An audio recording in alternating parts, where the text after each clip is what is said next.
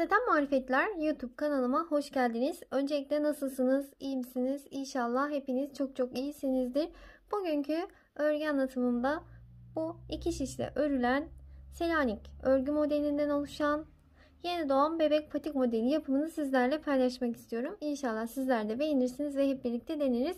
Gerçekten çok güzel bir model oldu. Renkler de birbirine çok yakıştılar. Yapımı da bir o kadar kolay. Bakın ne kadar tatlı bir patik oldu. Gerekli malzemelerim 2 renk patiklik ip kullandım. Kırmızı ve yeşil. 3 mm şiş kullandım. 1 adet de iğnem ve makasım var. Modelimiz bu şekilde. Şimdi yapımına hep birlikte başlayalım. Öncelikle kırmızı rengimle başlıyorum. İlmek atarak başlıyorum. Ben ipi boynuma atarak örüyorum. İlmeklerimi bu şekilde atıyorum.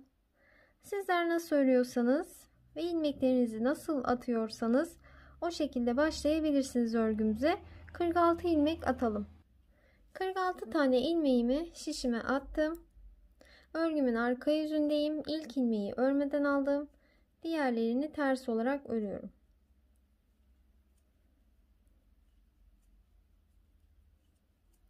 Son bir ilmek kalana kadar devam edelim. Son ilmeğime geldim. Onu her zaman düz örüyorum. Her zaman ilk ilmeği örmeden alıp son ilmeği düz örüyoruz. Örgümüzün arka yüzünü bitirdik. Şimdi örgümüzün ön yüzüne geçtik. İlk ilmeği örmeden aldık. Diğerlerini ters olarak örüyorum.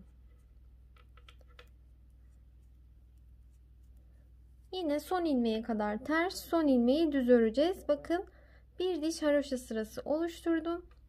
Bu şekilde ilmekleri örgünün ön yüzünde ve arka yüzünde ben ters olarak örüyorum ve haroşa örgüyü bu şekilde oluşturuyorum.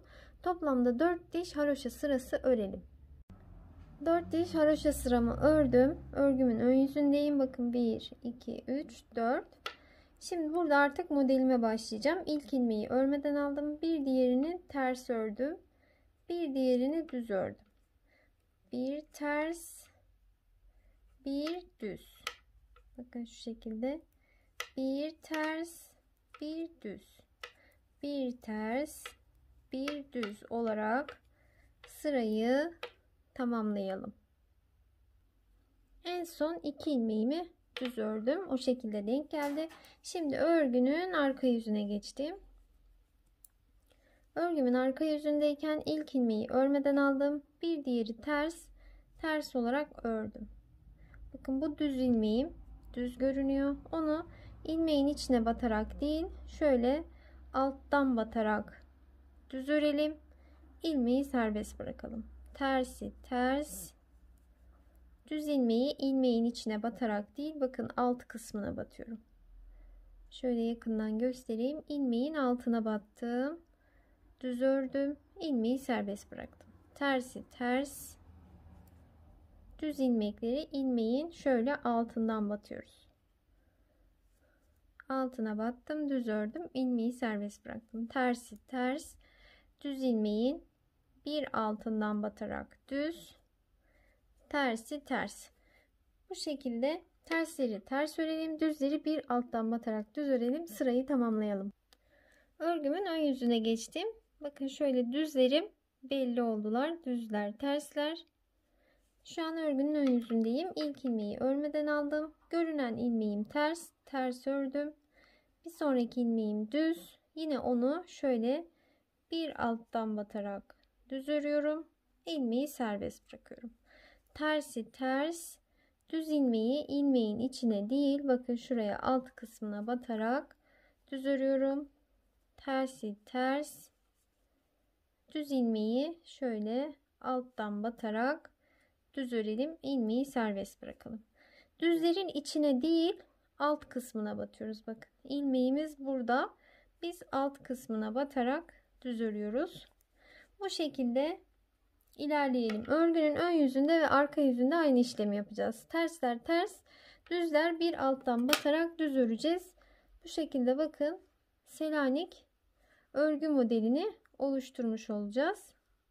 Böyle sıraları tamamlayalım. Evet, sıralarımı tamamladım. Şu an örgümün ön yüzündeyim.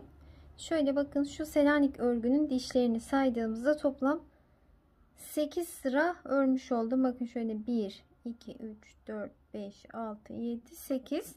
Şimdi buradan sonra artık ilmeklerin tamamını böyle ters olarak örelim. Örgünün ön yüzündeyiz. Selanik örgü modelimizi bıraktık. İlmeklerin tamamını ters olarak örelim. Örgünün arka yüzüne geçelim. Arka yüzünde de yine ilmeklerin tamamını bu şekilde ters olarak örelim ve örgünün ön yüzüne gelelim.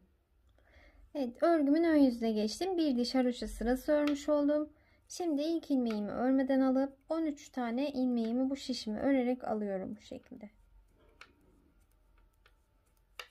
İlk ilmeğimle birlikte 13 ilmeğim olacak. Şöyle sayalım. 2, 4, 6, 8, 10, 11, 12, 13. 13 tane ilmeğimi tekrar sayalım. 2, 4, 6, 8, 10, 12, 13. 13 tane ilmeğimi bu şişime aldım.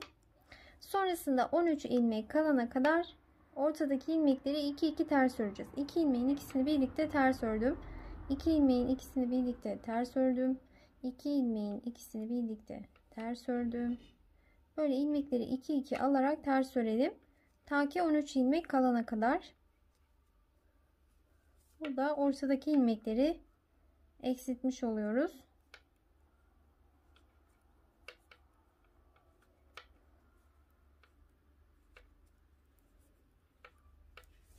Sayalım kaç ilmeğim kaldı. 2, 4, 6, 8, 10, 12, 13 ilmeğim kalmış. Bunları tek tek örüyorum.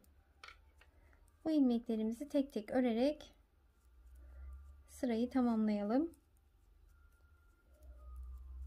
Bu işlemi örgünün ön yüzünde yaptık. Şimdi örgünün arka yüzüne geçeceğiz. Arka yüzüne geçtiğimizde ilmeklerin tamamını ters olarak örelim ve ön yüze gelelim. Şimdi örgümün ön yüzüne geçtim. Burada 16 tane ilmeğimi şimdi tek tek öreceğim. İlmeklerimi ters olarak örüyorum.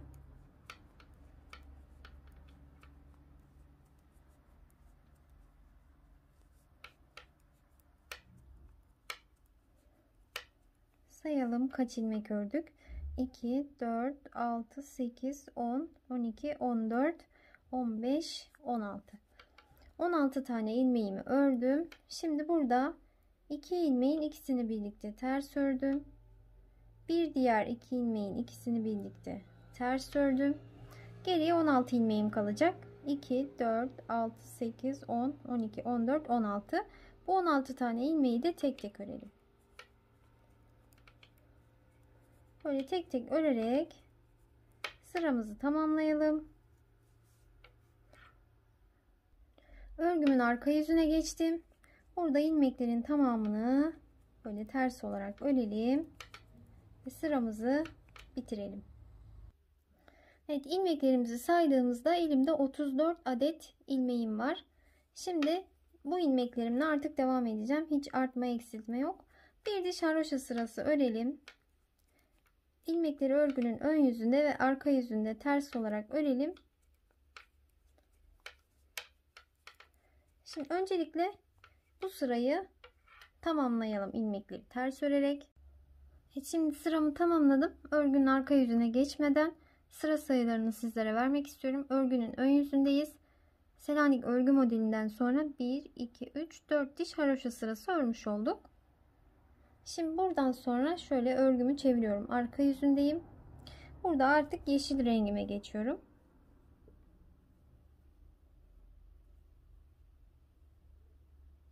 Kırmızı rengimizi burada kesebiliriz. Kestikten sonra bir kez daha şöyle düğümleyelim. Sağlam olsun. Örgünün arka yüzündeyiz. Renk geçişlerinde ilk ilmeği örelim. Böyle ilmeklerin tamamını ters olarak örelim ve renk geçişini sağlayalım. Örgümüzün ön yüzüne geçtik. Burada artık bir ters bir düz lastik örgümüze başlayacağız. İlk ilmeği örmeden aldım. İkinciyi ters ördüm. Bunu düz örüyorum. Bir sonrakini ters, bir sonrakini düz. Bir ters, bir düz. Bu şekilde sırayı tamamlayalım. Şöyle göstereyim bakın. Düz, ters olarak gidelim. Örgümün ön yüzünü tamamladım. Arka yüzüne geçiyorum. İlk ilmeğimi örmeden alıyorum. İkincisi göründüğü gibi ters örüyorum. Bakın bir diğer ilmeğim düz görünüyor. Onu düz örüyorum. Tersi ters. Düz görünen ilmeği düz örüyorum. Tersleri ters. Yani yine bir düz bir ters şeklinde gidelim. Örgünün ön yüzüne geçtim. Bakın düzlerimizin ve terslerimizin artık yeri belli oldu. İlmekleri örgünün ön yüzünde ve arka yüzünde göründüğü gibi öreceğiz. Düzse düz, tersse ters öreceğiz. Sonra böyle istediğimiz uzunluğa gelene kadar örelim. İkiye kıvırmak istemiyorsak bunun yarısı kadar örelim. Eğer ikiye kıvıracaksak ördükçe böyle ikiye kıvırarak kontrol edelim. Yeterli uzunluğa geldiğinde örgümüzü birlikte bitirelim. Evet, bakın bu şekilde lastik örgümü tamamladım ben. Şu an örgümün ön yüzündeyim. Şu bakın düz örgü dişlerini saydığınızda 22, 23, 24 sıra olana kadar örebilirsiniz. Ya da şöyle ikiye katlayın. Size şu katlanmış hali yeterli geliyorsa orada bırakabilirsiniz lastik örgüyü. Buradaki sayı çok önemli değil. O sizin göz kararınızda kalmış. Şimdi ilmekleri bitirelim. 2 ilmeğin ikisini birlikte ters ördüm. Kalan ilmeği diğer şişe aldım. 2 ilmeğin ikisini birlikte ters ördüm. Kalan ilmeği diğer şişe aldım. 2 ilmeğin ikisini birlikte ters ördüm. Kalan ilmeği diğer şişe aldım. Böyle tüm ilmekleri aynı işlemi uygulayalım. Evet, son bir ilmeğim kaldı. Şimdi ipimi de burada biraz şu yeşil kısmı dikeceğimiz kadar uzun keselim. Dikmek için kullanalım. Şöyle ilmeğimizi çekelim. Şöyle sıkıştıralım. Tamam. Patiğimizin örgüsünü bitirdik. Şimdi ipimizi iğnemize geçirelim. Evet, bu arada patiğimin bitmiş halde bu şekilde. İpimi de iğneme geçirdim. Şimdi bu lastik örgü kısmını patiğimin düz kısmından dikeceğim.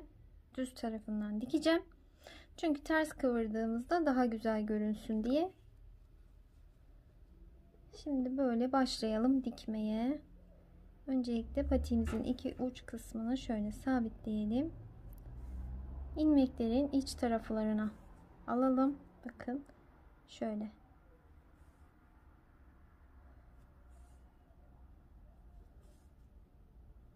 Böyle yeşil kısmını patiğimizin düz tarafından dikelim.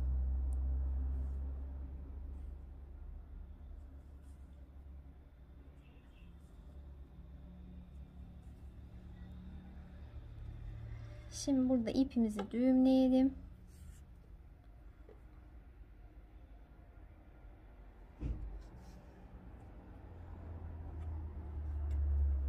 Yeşil renkli kısmına dikimini bitirdik. Şimdi şöyle tersini çevirelim.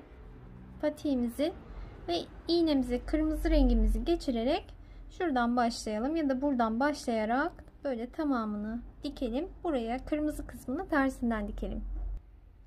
Evet, patiğimin dikimini tamamladım. Burası ters tarafı. Şimdi düz tarafını çevirelim. Bu şekilde bakın. Ve çok güzel, çok tatlı bir patik oldu. Renkler de birbirine çok yakıştılar. Bu şekilde ben şöyle bir örgü fiyonk da yaptım. Yapımı kanalımda mevcut. Gülümseten Marifetler örgü fiyonk yapımı diye yazarsanız karşınıza çıkacaktır. Yapımı gerçekten çok kolay. Böyle sizler de fiyonk kullanmak isterseniz fiyonk yaparak patiğimizi süsleyebilirsiniz. Şimdi şöyle manken ayağımızı da giydireyim ben. Bir de o şekilde görün.